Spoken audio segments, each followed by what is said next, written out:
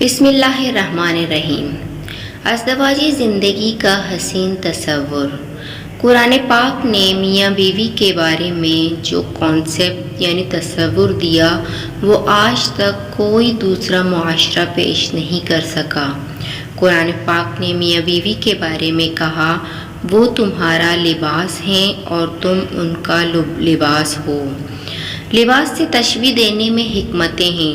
ایک یہ کہ لباس سے انسان کو زینت ملتی ہے، لباس سے اس کے عیب چھپتے ہیں، اور دوسری بات یہ کہ انسان کے جسم کے سب سے زیادہ قریب اس کا لباس ہوتا ہے۔ تو بیوی کو خاوند کے لیے لباس کہا اور خاوند کو بیوی کے لیے لباس کہا کہ اب تم دونوں ایک دوسرے کے اتنا قریب ہو جتنا قریب لباس ہوا کرتا ہے۔ اب بتائیے قرب کا اس سے بہتر تصور کوئی دوسرا پیش کر سکتا ہے؟ واضح رہے کہ میاں بیوی کا رشتہ قاعدوں اور ضابطوں کے بجائے حسن اخلاق سے نبھایا جائے تو یہ رشتہ کامیاب رہتا ہے۔ ضابطوں کی روح سے جہاں بہت ساری ذمہ داریاں بیوی پر عائد نہیں ہوتی، وہیں شوہر بھی بہت سے معاملات میں بری الذمہ ہو جاتا ہے۔ لیکن دوسری طرف حسن معاشرت کا تقاضا اور بیوی کی سعادت و نیک بختی اس میں ہے کہ وہ شوہر اور اس کے والدین کی خدمت بجا لائیں۔ نیز اگر کبھی شوہر کسی خدمت کا حکم دے تو اس صورت میں بیوی پر اس کی تعمیل واجب ہو جاتی ہے۔ شوہر کی خدمت، تابعداری اور اطاعت کے سلسلے میں رسول اللہ صلی اللہ علیہ وآلہ وسلم کے بے شمار ارشادات موجود ہیں۔ چنانچہ ایک حدیث میں ہے کہ حضرت ابو ہریرہ رضی اللہ تعالیٰ عنہ کہتے ہیں کہ رسول اللہ صلی اللہ علیہ وآلہ وسلم نے ارشاد فرمایا، اگر میں کسی کو یہ حکم کرتا کہ وہ کسی غیر اللہ کو سجدہ کرے تو میں یقیناً عورت کو حکم کرتا کہ وہ اپنے خاوند کو سجدہ کرے، کیونکہ بیوی پر اس کے خاوند کے بہت زیادہ حقوق ہیں جن کی ادائیگی سے وہ عاجز ہے۔ گویا اس ارشاد گرامی میں اس بات کی اہمیت و تاکید کو بیان کیا گیا ہے کہ بیوی پر اپنے شوہر کی اطاعت و فرما برداری واجب ہے۔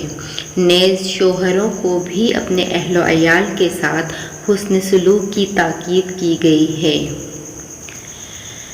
ایک اور جگہ نبی صلی اللہ علیہ وآلہ وسلم نے فرمایا، کوئی مسلمان مرد کسی مسلمان عورت سے بغض نہ رکھے، اگر اس کی نظر میں اس عورت کی کوئی خصلت و عادت ناپسندیدہ ہوگی تو کوئی دوسری خصلت و عادت پسندیدہ بھی ہوگی۔ خلاصہ یہ ہے کہ بیوی کو چاہیے کہ وہ اپنے شوہر کو اپنے سے بالاتر سمجھے، اس کی وفادار اور فرما بردار رہے، اس کی خیر خواہی اور رضا جوئی میں کمی نہ کرے، اپنی دنیا اور آخرت کی بھلائی اور اس کی خوشی سے وابستہ سمجھے، اور شوہر کو چاہیے کہ وہ اپنی بیوی کو اللہ کی عطا کی ہوئی نعمت سمجھے، اس کی قدر اور اس سے محبت کرے۔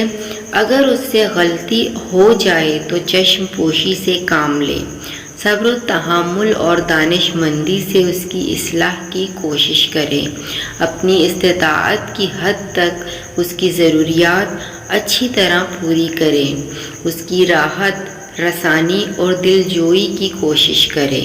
جو عورت شوہر کی نافرمانی کرے، احادیث مبارکہ میں ایسی عورت سے متعلق سخت وعیدیں آئی ہیں، اور جو عورت شوہر کی فرما برداری اور اطاعت کرے اس کی بڑی فضیلت بھی بیان کی گئی ہے۔ رسول اکرم صلی اللہ علیہ وآلہ وسلم نے فرمایا، جو عورت اپنے شوہر سے بدزبانی اور اونچی آواز سے پیش آئے تو روز قیامت اسے زبان کے ساتھ لٹکایا جائے گا اور اس کی دونوں ہتھیلیوں میں آگ کی میخیں گاڑی جائیں گی۔ بیوی کی ناپسندیدہ حرکتوں کو برداشت کرنا۔ اگر بیوی کسی خاوند کو تکلیف پہنچائے یا خاوند بیوی کو تکلیف پہنچائے تو نبی صلی اللہ علیہ وآلہ وسلم نے فرمایا کہ اس پر صبر کرو، اس پر صبر کرو گے تو اللہ تعالیٰ کی طرف سے اجر ملے گا۔ فرمایا اگر کوئی مرد اپنی بیوی کے برے اخلاق پر صبر کر لیتا ہے، اللہ تعالیٰ اس خاوند کو اس طرح اجر عطا فرماتے ہیں جس طرح ایوب علیہ السلام کو اللہ تعالیٰ نے بیماری کے اوپر صبر کرنے کا اجر عطا کیا تھا۔ یعنی اگر وہ چڑچڑے مزاج کی ہے، زیادہ بولتی ہے، زیادہ تنگ کرتی ہے، تو خاوند کو بیوی کی ناپسندیدہ باتوں پر صبر کرنے پر اتنے اجر کا وعدہ فرما دیا ہے۔ اور اسی حدیث پاک میں آگے فرمایا جو بیوی اپنے خاوند کے برے اخلاق کے اوپر صبر کر لیتی ہے، اللہ تعالیٰ اس کو اتنا اجر عطا کرتا ہے جتنا آسیہ بنت مزاحم یعنی فرعون کی بیوی کو اجر عطا کیا تھا۔ جزاک اللہ۔